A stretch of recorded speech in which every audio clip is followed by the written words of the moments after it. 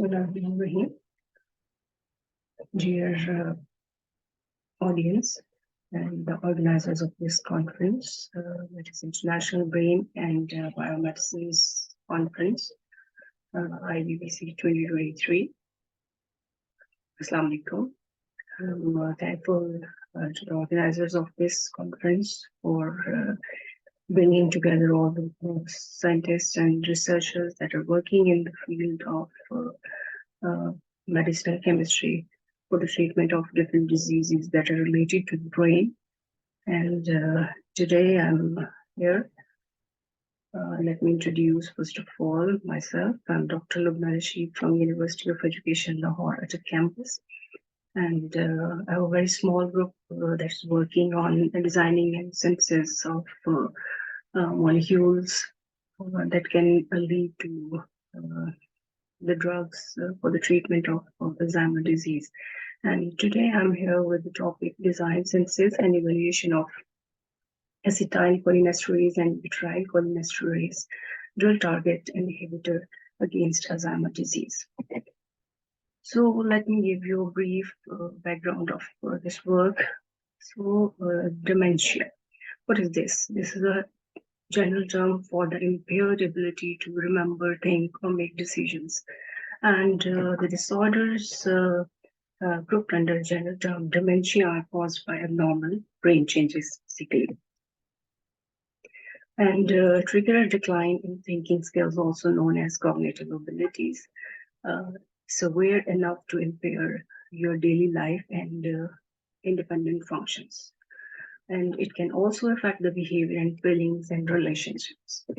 So there are different types of dementia, and under these types, Alzheimer is the most common and most effective type of dementia that affect human life.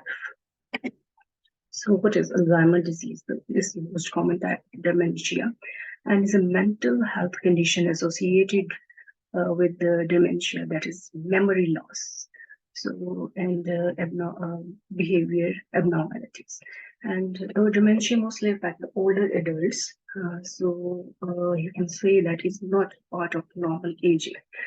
It can be caused by abnormal aging, and even it can start at a very young age. So it is not related to just age. So in 2016, 47 million people worldwide are living with Alzheimer's disease, it is reported. And by 2050, the number is expected to skyrocket to 131 million. And you can see here, this is the third most dangerous kind of disease that the people in the world are suffering from. And the disease is the sixth leading cause of the death in the United States, with an estimated 5.7 million Americans living with this degenerative disease in 2018. And what are the symptoms that are very important if someone is suffering from this disease?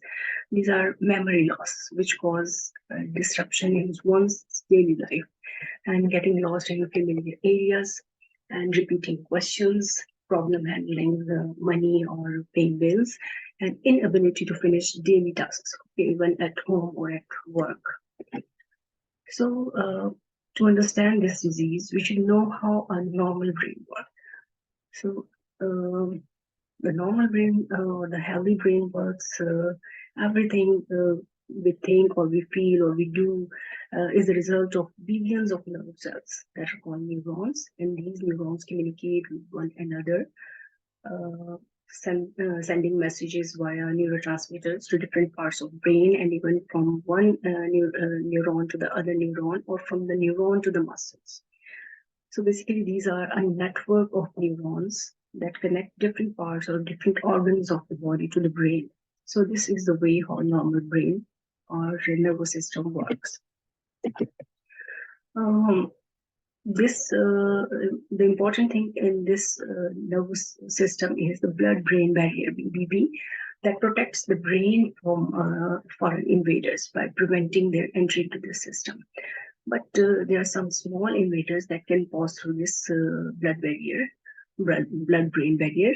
But the microglia These are the resident immune cells of the brain.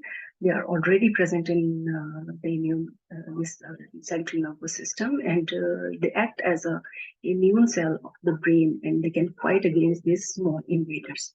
So inactive microglia, you can see here the yellow, they're all time they are surveying in this nervous system. But when they encounter or they detect some invaders, they become activated. This is orange form is the activated form of microglia, and they become activated and change their shape by flattening and shortening their arms so that they can clean up the invader. So this is this immune system of the central nervous system. The brain need just the right amount of blood and the nutrients to nourish, and should have enough glucose, that is the blood sugar, to keep them power up. So when there is too much of debris in the brain, or the many dead neurons in your brain, the immune cells, including microglia, clean up this mess. But sometimes this debris build up, and this is the cause of the Alzheimer's disease. And here where the Alzheimer's disease started. So this was all about the Alzheimer's disease and its symptoms and causes. So if it started, is there any cure of this Alzheimer's disease? The question is very important. So unfortunately, there is no cure for Alzheimer's disease. And the current Alzheimer treatments that we are using nowadays are temporarily improve the symptoms of memory loss and problems with thinking and vision, but they do not cure the disease itself. These Alzheimer treatments boost performance of chemicals in the brain that carry information from one brain cell to the another cell. These treatments does not stop the underlying decline and the death of the brain cells. So the more the cell dies, the Alzheimer's disease continue to progress. So how can we then treat it? There is only symptomatic cure that is possible. So to treat the symptoms of Alzheimer's disease and temporarily slow down this disease, there are two types of approved drugs by FDA. That is NMDA antagonistics and cholinesterase inhibitors. Okay, again, these medication does not cure Alzheimer's disease or stop the progression of the disease. These can just slow down the symptoms. So NMDA is N-methyl deaspirate receptor antagonistics. This is the one way that we can use to control this Alzheimer's disease. And Memantine is FDA approved medicine that is used to treat from moderate to severe Alzheimer's disease, and it helps to keep the certain brain cells healthier. The second is the cholinesterase inhibitors. There are two types of cholinesterase, acetyl and butyryl cholinesterase. So these two enzymes basically inhibit the production of acetylcholine, that is a type of chemical messenger or neurotransmitter, and important for muscle control and autonomic body function, and in learning and memory and attention. So this is the structure of acetylcholinesterase, and it conveys a message from one neuron to the other neuron, or from neuron to the muscle. In fact, these acetylcholinesterase is required in small quantity to deactivate acetylcholine to choline and the acetyl group when there is no need of this acetylcholine. But if excess amount of this acetylcholinesterase is there, there will be no active acetylcholine. So the message cannot be conveyed from one neuron to the other neuron. And there is another problem that is called false acetylcholinesterase, or you can call it butyryl cholinesterase, that also perform the same function or the mimic function of acetylcholinesterase. Even you have small quantity or the required quantity of acetylcholinesterase, but you have excess of butyryl cholinesterase, it performs the same function. Means it will not be in its active form, it will be in its deactivated form. So the problem is with both. Both should not be in excess in our central nervous system. So acetylcholine plays a big role in memory formation as well as sleep regulation. Boosting acetylcholine levels can restore the memory and other cognitive skills like judgment, language, and problem solving to the way they were 6 months or even a year before if you have mild Alzheimer's disease. The effect can last for a couple of years in some people, but some people may just see moderate results temporarily. And it will only reset your memory, not stop it from deteriorating. So stop the breaking down of acetylcholine. That is one of the neurotransmitter. That is very important. There are different type of cholinesterase inhibitor, and various researchers and research groups are already working for designing and synthesis of these molecules that can inhibit cholinesterase. There are two types of these inhibitors. They are either naturally derived inhibitors or they are synthetic. And some of these are hybrid of natural as well as synthetic analogs. There are different types of inhibitors that are mentioned here, that are shown here. But all these molecules or the inhibitors, they have their limitations as well. So the aim and objective of our work is these already reported molecules have shown serious side effects on prolonged treatments. And the classical drugs used to date are focused on only one target, that is either acetylcholinesterase or butyrylcholinesterase, and are not serving the cause properly. And since the butyrylcholinesterase activity is also important in Alzheimer's disease, so dual target inhibitors have to be developed that can inhibit the activity of both acetyl and butyrylcholinesterase. The community of scientists is rigorously working on the synthesis of multi-targeted molecules retaining the drug-like properties that incorporate two or more active scaffolds in one compound or a hybrid of active moieties. For this, the history of non-steroidal anti-inflammatory that are also called NSAIDs dates back thousands of years, recommended for relief of pain, short-term fever, and inflammation as well. And scientists have worked hard to understand the kinetics and structure activity relationship of these NSAIDs and their mechanism, their side effects, and they're all very clear. So a few examples we use normally are naproxen, aspirin, ibuprofen, and flurprofen. So this clicked the idea. The synthesis of novel drugs by using existing NSAIDs in area which is largely unexplored, and has been observed that NSAIDs can be tuned for better leucophilicity, reduced toxicity, and better bioavailability.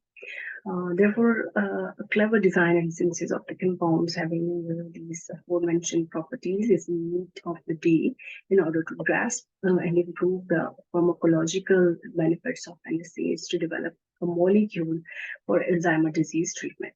So we use these NSAIDs to synthesize a molecule. So this was our drug design. So keeping in mind the facts about Alzheimer's disease and limitations of already used medicines for its treatment, a novel compound based on the combination of flurprofen, this is flurprofen and isoniazid, they were combined and synthesized N2,2-fluoro 1,10-biphenyl 4-yial propanoil isonicotinol hydrazine. So this was synthesized in just two steps. In first step, acid was converted into acid chloride, and then it was treated with isoniazid, and we get our target molecule. And this synthesized molecule was characterized by proton NMR, carbon 13 NMR, and mass spectral analysis. And then it was subjected to its inhibitory assay for acetyl and butyryl inhibition. So based on the results, as you can see here, these are the results of percent inhibition of the compound 1. It showed 78.9% inhibition against acetylcholinesterase, while its parent drug showed only, for example, isoniazid 15% and flurbiprofen 31%, 50% mixture. It showed only 22% inhibition. And this is the acetylene, that is a standard drug that is used for the treatment of acetylcholinesterase inhibitor. It has only 45.3% inhibition. So, based on experimental results, we suggest that this molecule can lead to the treatment of Alzheimer's disease. And the vitrile inhibitory activity of compound 1 is almost 2 times higher as compared to flurbiprofen, and also greater than the standard drug. So these results also suggest that this compound 1 also offer selective and improved inhibition for vitrile cholinesterase as well. Further, the molecular docking results also suggest the mechanism, how the interactions are strong enough to make them more effective as compared to their parent drug. You can see here the compound 1, the binding energy is minus 12.9 in case of acetylcholinesterase. And you can see here that there are more interaction in case of compound 1 with the acetylcholinesterase as compared to the flurbiprofen, where the energy is just minus 8.3. And the same molecular docking results are for the vitrilcholinesterase. They are very important interaction in case of our drug as compared to the parent drug, that is flurbiprofen.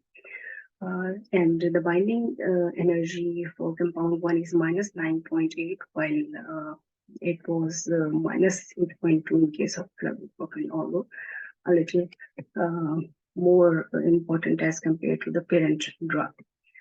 So what we conclude here is we have synthesized a novel compound based on the combination of flurbiprofen and isoniazid, and this back and back inhibition activities of this compound were found to be 2.5 and 1.7 times higher as compared to the standard acetylene and the parent drug flurbiprofen. And the molecular docking results also prove that the compound is more active against acetyl as well as vitrilcholinesterase, having calculated binding energies of 12.9 and 9.8 kilocalorie per mole respectively, as compared to the flurbiprofen and acetylene, for which the binding energy were calculated to be 10.1 and 8.9 kilocalorie per mole respectively. So this compound can be a lead compound to be used as a drug against Alzheimer's disease. Here are a few references for your consideration, and thank you so much, and be kind to your brain. Thank you. Take care. Allah Hafiz.